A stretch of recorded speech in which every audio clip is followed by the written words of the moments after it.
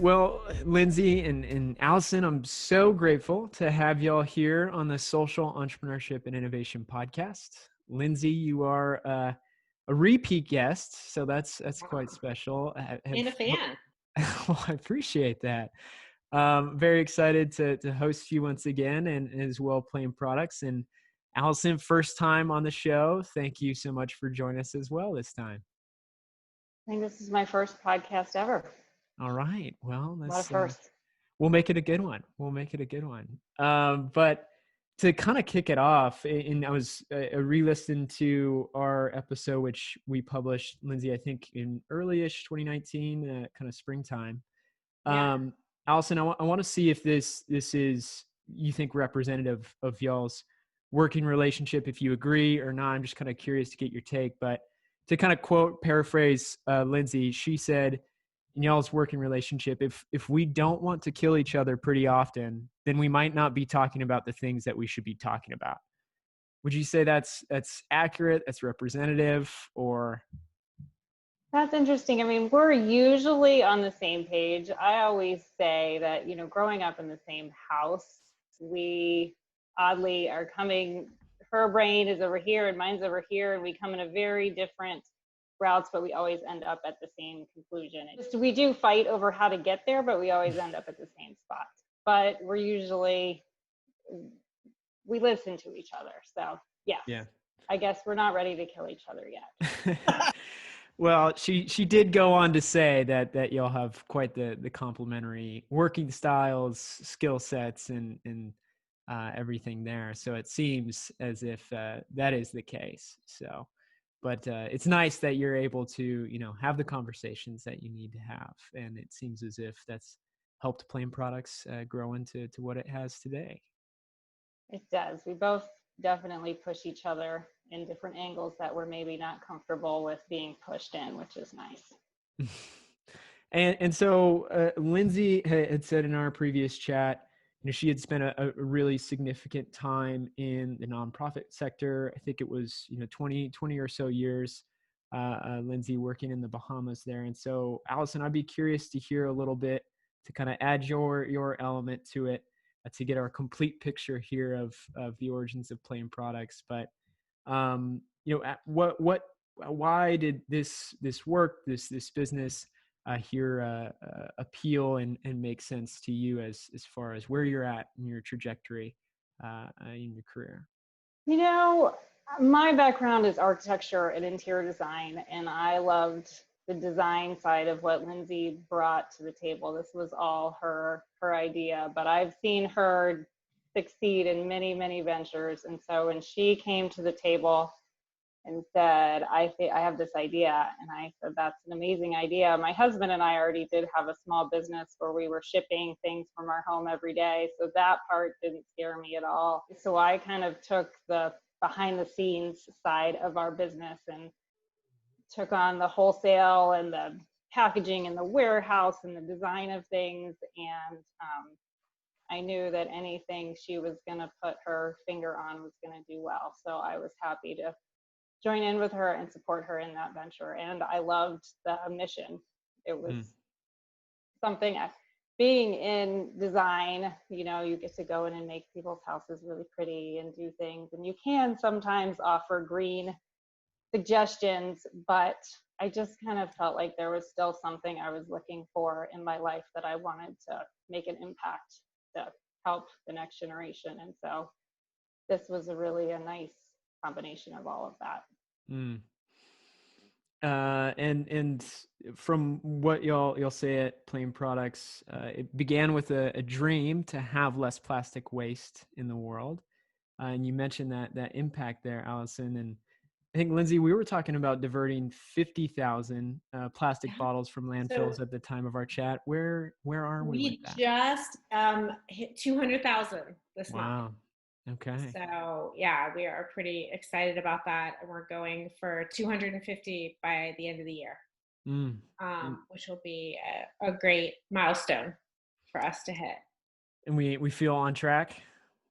Yeah, I will say, obviously, the elephant in the room. I mean, the pandemic has affected everyone it's a great time to have an online company and be able to deliver things to people's doors. Our wholesale partnerships are not growing as much as we thought they would. And that has been the pandemic, impact on us. But our online sales have continued to go up each month, which has been great. And so wholesale, like retail, brick and mortar partnerships? Yeah, brick and mortar. So we have a lot of brick and mortar partnerships that, obviously people have had to close or pivot. And so we continue to try and work with, those partners how we can. And then we also added a bulk line option this year. So a 3.5 gallon bucket so that people can go in and refill their own bottles if that's how they want to do it. Just trying again to find another way to meet people where they are and give them a different way to reduce plastic in their life. So we kicked that off this spring and thought that it would grow a little bit faster. It has started to pick up recently as stores are starting to reopen. So we're excited for where that's going to take us toward the end of this year and the beginning of next year. Well, I'm glad we're on track for that overarching marker. It continues to be more and more impressive. So that's really well done. And so touching back to this issue or topic of plastic waste in general, I read through y'all's 2019 sustainability report, which I think you released a little bit earlier this year, and a lot of really valuable information there. But it mentioned in it, Lindsey, that you had quite the opportunity throughout the extent of 2019 to do some more research as to the degree and the implications or the scope of this issue of plastic waste in the oceans. I'd be interested to kind of head in that direction and hear a bit more as to, what are some learnings and understandings that we have in this moment around this issue of plastic waste and kind of the waste in our creation of waste in general. What do we feel like we're learning and understanding right now at Plaine Products that we hadn't before? So two things. One, my personal experience, I got to be a part of Expedition, XX Expedition. It's a all women's round the world plastic research trip. So I got to be on a sailboat from Aruba to Panama, sampling ocean plastic.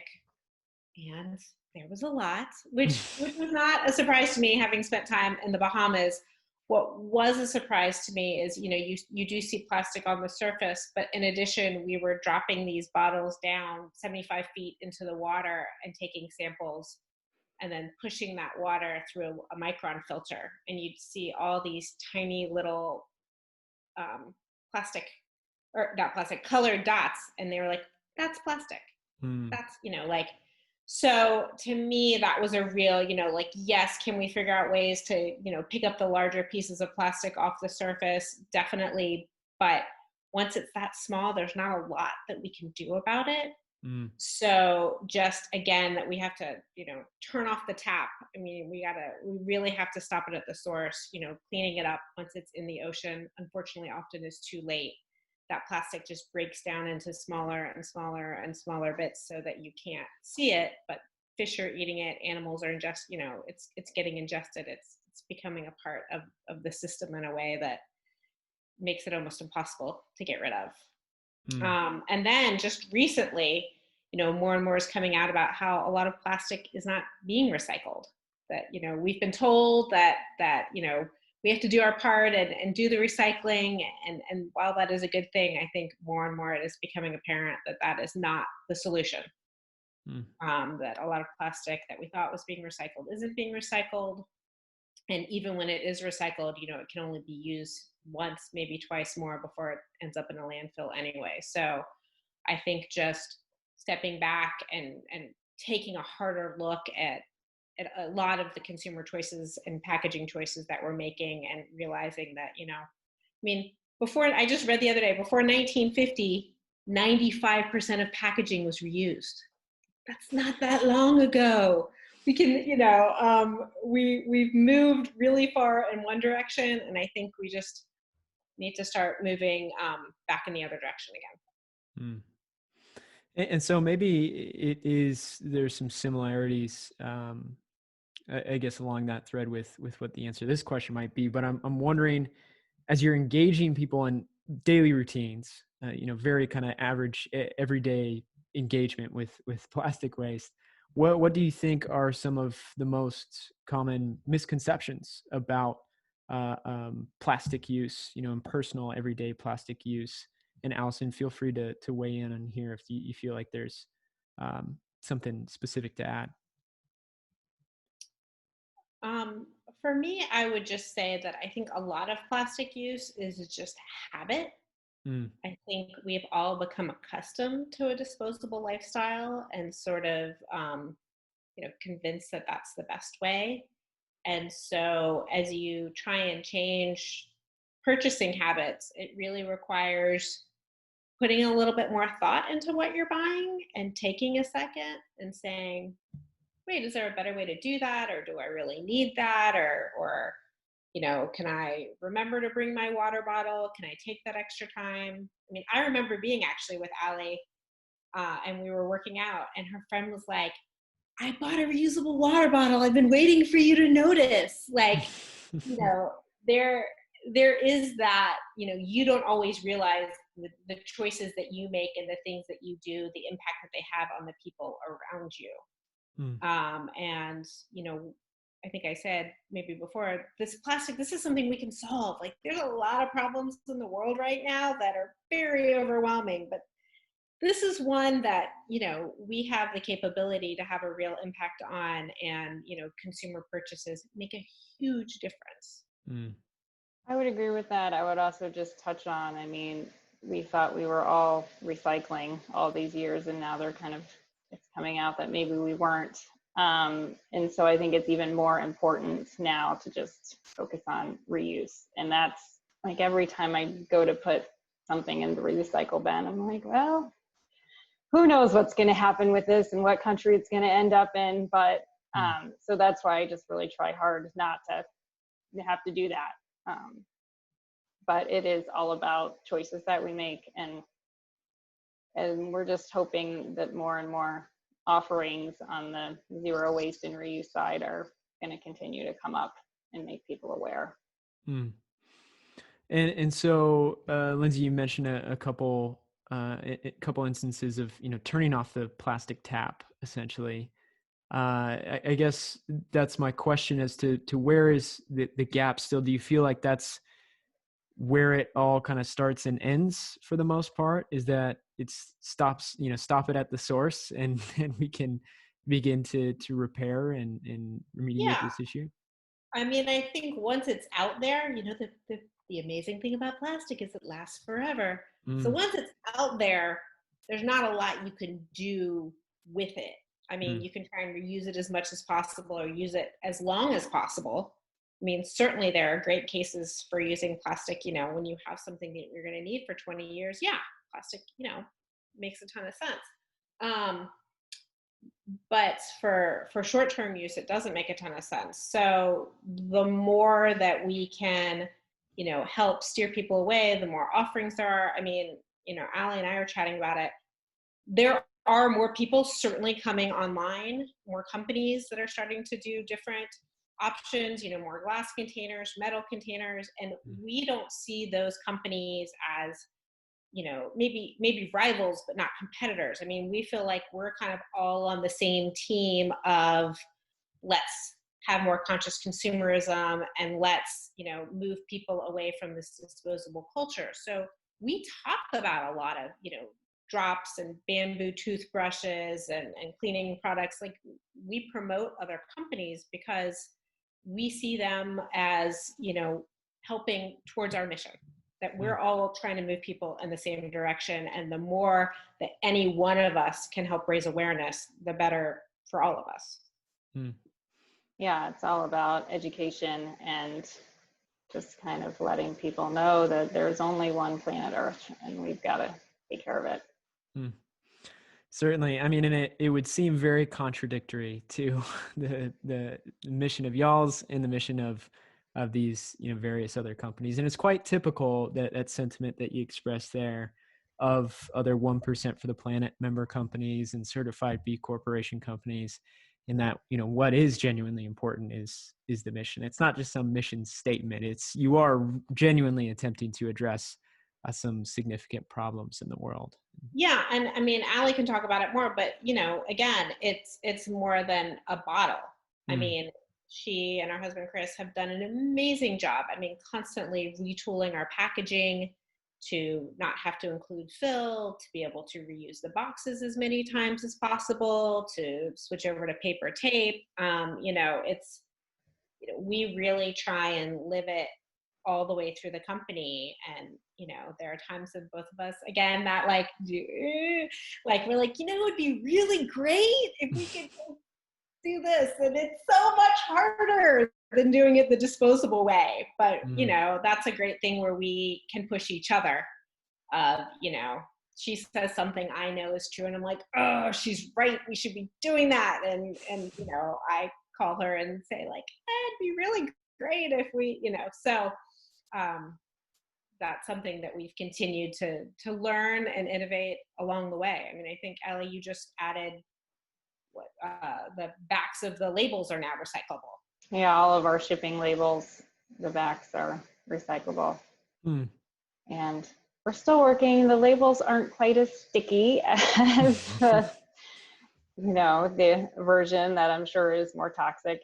But we take a little bit extra step and rub them on there real good to make sure the packages get to everybody. And then in turn, the return label that's in all of our boxes to have the empty bottle shipped back is also recyclable, it's great. I mean, just that sheet alone, you should see now it goes into our recycle bin, which is awesome. Even at our packing stations, there is no trash can. Everything is recycled. So wow, it was a big step. We did that about 4 months ago. And it just took a lot of searching and then asking the company that said it was coming down the pipeline. I kept bugging them, hey, when's this going to be available? When can we do this? So it's nice to know that other companies are working towards similar goals. I think there's a lot of people out there who care a lot, which is nice. It must have been good motivation for them too, to kind of keep getting emails or calls from you. Oh yeah, I might bug people. that falls under my category. I get that role and responsibility. And so I'm interested. You mentioned friends buying what would be more sustainable alternatives or options for whatever products, friends and family. I'm interested to know from both of y'all, what do you feel like has been the impact on maybe the greater ecosystem around you of other folks kind of going through this, journey of being more mindful and conscious of what waste they're creating, plastic waste they're creating? Like, what are you seeing, elsewhere in the friends, family, whomever that y'all engage with, in their relationship with waste and perhaps plastic waste specifically? I'm going to say, I just want people to know that I'm not judging them. And I do know, like, when you're over at a friend's house and they pull out a Ziploc bag and then they look at you and you're like, okay, just maybe you can reuse it, or maybe, my kids even every now and then will go to use that. I'm like, I bet we have a container that would fit into. I mean, it's just about, like, as Lindsey mentioned, taking that extra step. And I do think probably if I'm in a friend's or family's home, they probably aren't going to pull their saran wrap out in front of me. But, we always say progress, not perfection, and we're all doing the best that we can. And, I just hope just being my friend probably makes people a little bit more aware of what's going on in the world and the plastic pollution and what we're trying to work towards and change. And everybody's just taking it one day at a time and doing the best they can. Yeah, I mean, certainly we work really hard to not make people feel bad. I mean, I think guilt shuts people down, and that's not where we want to go. We want to help people just take a step back and see it. I mean, the plastic's a crazy thing. Like, it's just such a part of our life that you don't see it until you do think about it, and then, like, you can't unsee it. So for sure, I've had people be like, oh my God, now it's everywhere. Like, what did you, no, I can't unsee it. What did you do to me? But yeah, I mean, you're taking your kid to soccer practice and he forgets his water bottle, you're still going to get a Gatorade on the way. Like it happens. And, we try to be really honest about it happening. And neither one of us, our trash is not going to fit in a mason jar at the end of the year. That's just not where we are as humans, but every bit helps. And, I think we just have to celebrate that all of those positive choices that people make, and that's what we both try and do. But certainly it is funny, you do get the looks from people like trying to like hide their plastic water bottle or make sure that I'm like, it's okay, both of us are like, no, don't not invite me over because you don't want me to see what's going on. Like that's not where I did have a really big win.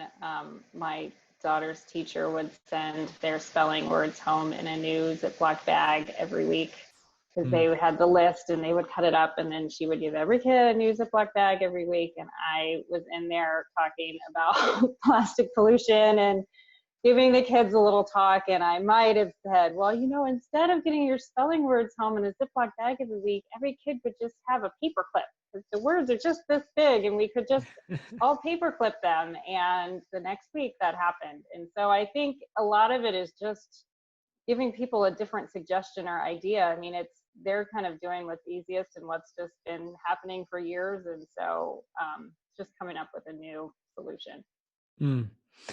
Yeah, I'd be interested if y'all could say more about that as to like what's the goal or maybe aspiration for y'all as individuals or as households as it relates to going plastic free or waste free. You mentioned progress, not perfection. I would be interested to know, and especially as it can seem so intimidating for people to like plastic free July. It's like, oh my God, for a whole month, what am I going to do? And like, what exactly does that mean? I'd be interested to hear more how y'all think about that and are actively approaching it.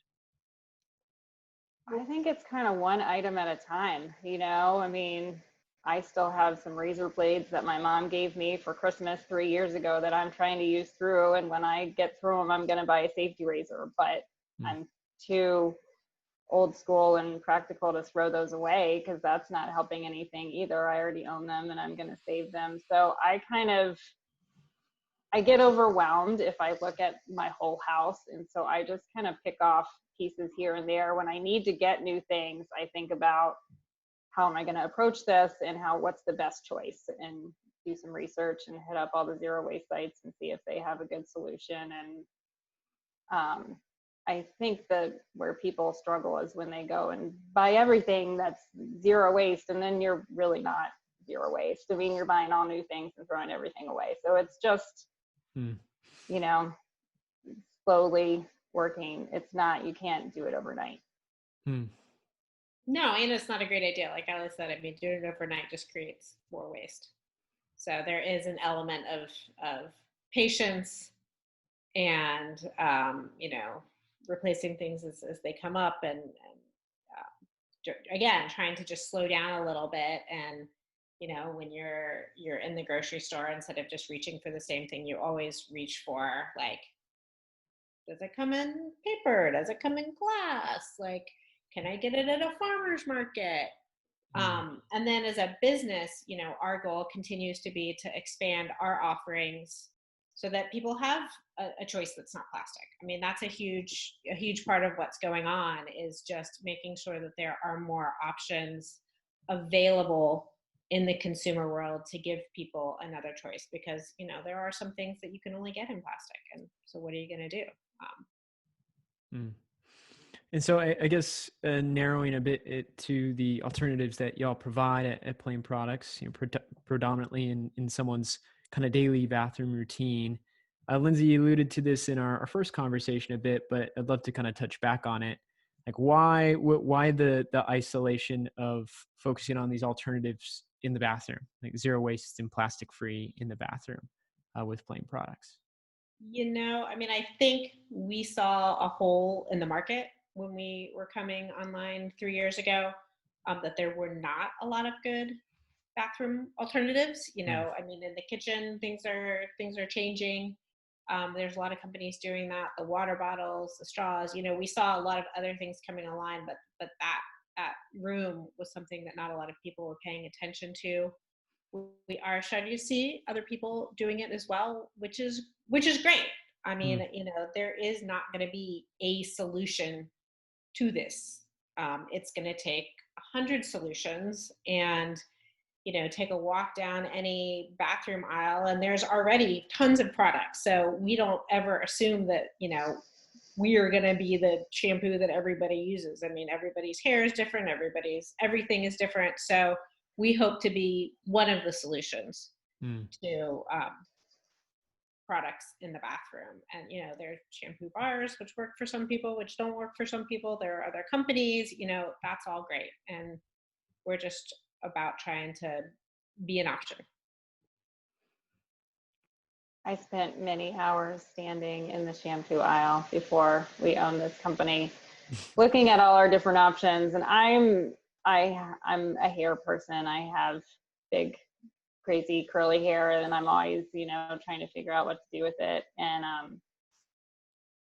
so when we started looking, we wanted a product that was good, and my poor hair got to run the gamut of all the different samples and trials and all the different things that we tried to use and things we came through. And I was always like, no, until we came across our product. And I feel like the hours that I have gotten back from standing in that shampoo aisle of thinking I'm going to find the best shampoo in a different bottle, and it was never environmentally friendly, and it always had stuff that I wouldn't want to put on my kids, but you're like, oh, I'll put it on myself. But now I just feel good about having that box checked in my own life and not having to worry about that anymore. And I think we're getting there with other products in the bathroom. We are continuing and constantly working to add new things, and it's exciting. Yeah, and I just have to say, I mean, you started at the beginning with our complementary personalities. I am about getting things done and checking the boxes and moving forward. And Allie was the one who was like, no, it's got to be the right product, and it's going to take us a while, and the bottle's got to look good. It's going to take us a while, and it did take us a while. But it's a great product, and we would not be doing as well as we are without that product. So, that is definitely a place where there is occasionally tension between us, but that it comes out for the best for both of us. I mean, she is a perfectionist, which is amazing, but she probably would never have been good enough. I would never have launched, because I would still be trying to make sure the line was straight on the logo, or, just the little details that I get totally hung up on. And Lindsey is totally the gas and let's go, let's do this now. And I'm like, no, we're not ready yet. So it's good, because I think we have ended up with a great solution, and it continues to work with the products that we add, in the scents and the stuff that we're working on. I dither dather over them and want them to be just right, and she lets me do that, and then I say, okay, now you can go. So. And so I guess speaking to a bit of what's next on the horizon for Plaine products, I know things may be different given the current context of the world, and strategic thinking is very hard to do, perhaps, in the world we're living in now. But where is the focus looking forward as we're continuing to surpass some significant mile markers in what we're diverting from landfills? But what other alternatives are we looking at, or where's our focus in the near future? Well, we're really excited about this bulk refill line, the 3.5 gallon buckets that can also come back to us and be reused. So the buckets fit in our bottle washer. Of just, trying to meet a whole new group of people. There are refill stores popping up all over the country. It's kind of a new thing. There are a lot of them in Europe, but we're starting to see them more and more here. So we're excited to be a part of that and support those stores however we can. And then for us individually, we're looking into some hair products, which we get a lot of requests for, some more male-friendly scents. We're hearing from people that they want something, a little more, I feel weird saying masculine, because Yeah, and our scents definitely cater to both, but it would be like a shampoo and body wash all in one, like basically where someone would just need one bottle and they could do the whole shebang. Gotcha. And we've launched our facial line. We have a face wash, face toner, face moisturizer, and beauty oil, which is my favorite product. And then the hand sanitizer, which was already in the works before this happened, before the pandemic came along. So that has been a huge seller, and the peppermint scent has really been received well by everyone. Excellent. And so before we wrap up, y'all, would you mind if we helped out folks listening in and giving them maybe some tips and tricks on going on their own plastic-free, waste-free journey in the bathroom? Yeah, of course. You should go to plaineproducts.com. And I mean, there's other things I think you can do there. I mean, beyond using our products and using some reusable facial rounds and towels and recycle stuff that is in your bathroom. I think that's another thing that doesn't happen. The toilet paper rolls that, oftentimes don't make it downstairs if your recycling bin's down there. I mean, it's just taking those extra steps to help make this world a little bit better place. Yeah. And, I think for sure also like bamboo toothbrushes are a really easy switch. And I had no idea that dental floss is plastic. So there's some great dental lace companies out there that have a silk dental floss, and you can get a little cute glass jar and get the refill. So there are a lot of people working on toothpaste options. There's toothpaste powder and toothpaste bites, that are all come in glass containers. So more and more every day, there are more things coming along. And again, it's just that, like, don't just buy the same tube of toothpaste you've always bought. Like, take a step back and look around to see what other options are out there, and give it a try. I'm sure Allie and I both make our families crazy because we're like, oh, let's try this, let's try that. Like there's always like random. My son's like, now what am I supposed to be doing with this? There's always different things that we're trying, because you don't know until you try. And we want to talk about it, but you need to try it before you can talk about it. So have there been any particularly challenging areas for y'all to make adjustments, or maybe where you wish that someone else was providing like a product or solution that's just not there yet? I think a natural deodorant is still the holy grail. People are having a hard time making it work without chemicals. So that's a tricky one. People keep asking us for it, and we're like, if we can find it, we'll put it out there, but it's tough. I think toothpaste is a tough one. I think, we're still looking for the perfect one. We've both tried a bunch of different things. What else, Allie? I'm trying to think. I'm sitting here in my kitchen and I'm looking at my organic bananas that they continue to put like a strap of plastic around to say that they're organic, which drives me crazy. That's not in the bathroom, but there's just little things that, I'm still trying to figure out how to get out of the grocery store without as much plastic. I definitely bring all my own bags and my produce bags and stuff, but sometimes you're just, a little bit stuck. Because Lindsey and I both work a lot to own our own business and keep it thriving. And so to make my own toothpaste is not really where I am right now. And lots of props to people who want to take the time to do that stuff. But we kind of designed our business for people like us who are busy and just want to do good. And so that's kind of why our return model is just drop it in the mail and you don't even have to go anywhere. The post office will come and pick it up for you. But